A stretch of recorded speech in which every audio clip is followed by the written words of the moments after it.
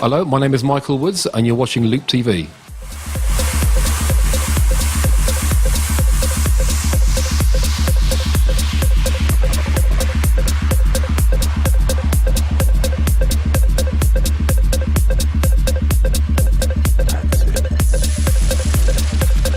Kat here for LoopTV in Brighton, and we're catching up with Michael Woods. How are you doing? How, Kat? I'm all right. How are you? I'm really, really well. Welcome to my nan's living room. It's a very nice living room. I'll have to come back again sometime. You're welcome anytime. Now you're down in Brighton to do a gig at Digital, and shortly about to go off touring with Deadmau5. Yeah, exactly.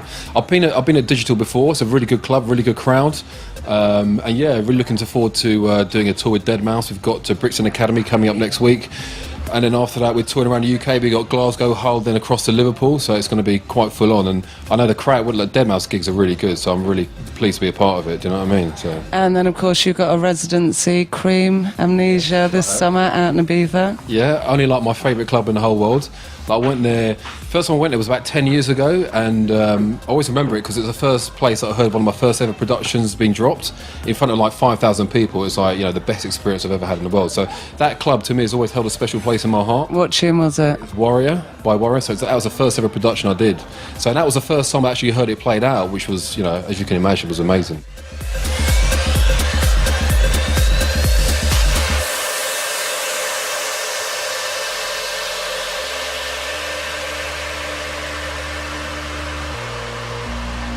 Let's talk about how it all started for you. I mean, you were classically trained. Your father's musical, and you play just about everything. You play keyboards, you play guitar. Quite a few, yeah. How did you resist the urge to become a one-man band? What with the older cymbals in between my knees and all that kind of stuff? Come on, that's a lot of fun. Yeah, I've seen people do it. They don't seem to be very rich though, so that kind of put me off. Okay. But so I decided to go down the other route, which was going to bring me a bit more income. Do you know what I mean? But it kind of started off. My dad's a music teacher, and he's always taught myself and my sister the music from when we were little babies. You know what I mean? So it's not something that I thought I'd ever take on as a professional job, because it's always quite a hard thing to get into. Do you know what I mean? Get into music and making a successful living out of it. So I didn't actually think I was going to do that, but I kind of just fell into it not by mistake, but just I wasn't really looking to get into it. And I met a guy, a producer called Matt Derry. And he was actually dating my sister at the time, which is how I met him. And I was in the studio one day and just playing around on his keyboard while he was in the kitchen eating his dinner or whatever it was. And he just ran in thinking, he said, "Oh, what's that riff you played? Play it again." So I played it again, and we made a tune out of that, and actually went top 40. So it just kind of all went from there, really. And what was that first sort of studio setup like? What did you have in there? Go on. Do I really have to say it? You really have to say it. It doesn't matter if it was like a bon tempi organ and tambourine. On cold. No, it was... well, actually, the first kind of studio thing that I had going on was at my college, and it was like a really basic... I mean, you're going back like 10, 15 years now. I show my age now, but it was like an Atari, and it was like some... Actually, it was an Atari and a Korg M1, so it wasn't too bad. And then my first actual studio setup personal was just a PC running an Akai sampler. So a bit ancient now, but it got me through it. So no, absolutely. Tell us about your studio now. It's not crazy, It's quite basic, but I've got like a digital desk, a digital Mackie desk.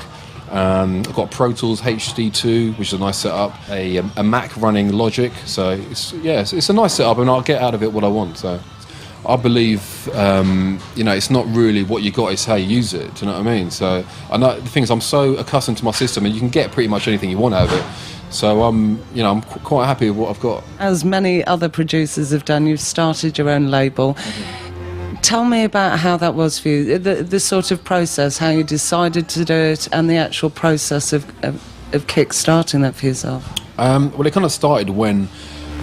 all my life I've signed tracks at other companies, and the thing is, when you do that, you lose 80% of the copyright immediately. So it was kind of getting to the point where I wanted to retain that copyright and also control exactly what I did with the music.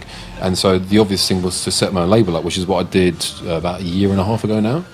So yeah, I mean, it's gone all right. The hardest thing at the beginning was obviously come up with a good name. So I did that whilst walking the dog, as I get all my good inspiration. And yeah, I mean, it's been all right. We've signed a few tracks, we've got a few artists on board, and things are ticking away nicely. And in terms now, because obviously you've got the label, you're producing your own music, you're collaborating and you're remixing and you're DJing, how do you sort of, your time management?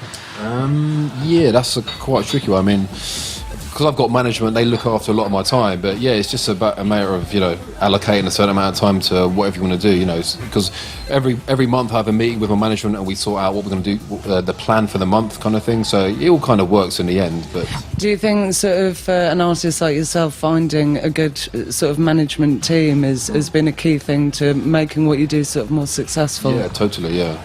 Because, I mean, I've been doing this for like 10 years and I think I've reached as far as I can go without management, because I always said to myself, I know everybody I need to know, I don't need anyone looking after me. That was my attitude, and I think probably that's why I was going a bit wrong, because I could only get so far on my own, because it does take a team of people to really help you get to the higher levels. And now I'm working with these guys at 360, they're really good, they know what they're doing, and it's really helping my career excel. Are there any producers, production teams out there whose work that you really currently admire? Yeah, there's a few. I mean, one that stands out obviously is the Swedish House Mafia. I mean, those guys are on fire as always. Do you know what I mean?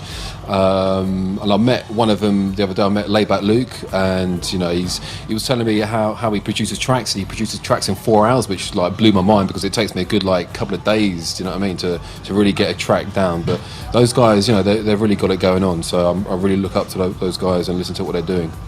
And what about future collaborations? Future collabs? Well, like I said before, hopefully with Chris Lake, the follow-up Krispy Kremes, as I already mentioned, and possibly I was talking to Tiesto actually, and he's interested in doing a collaboration, so that's probably one on the cards for maybe like early July, something like that. And hopefully with Deadmau5 as well later on in the year, so we'll just see how things go. Everything's changing very rapidly at the moment in terms of distribution and revenue streams and how people are managing themselves. How do you sort of see it going in the next sort of 5-10 years?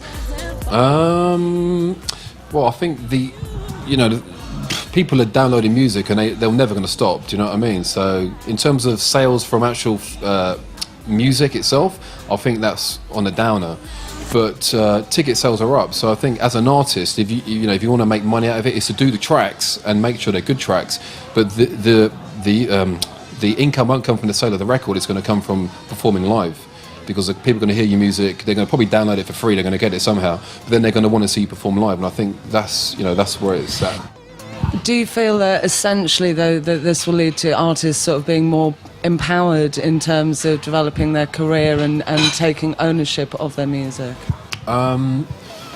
Probably yes, to a certain extent. But the thing is, when you to a certain level, because if you want to get beyond a particular level, you do need a lot of investment from because at the end of the day, to put tracks out, you need a bit of money. And so I think as an individual artist, you can only go so far. You do need backing, but then if you've got talent and people recognise that talent, there'll be no problem getting that investment. Do you know what I mean? So.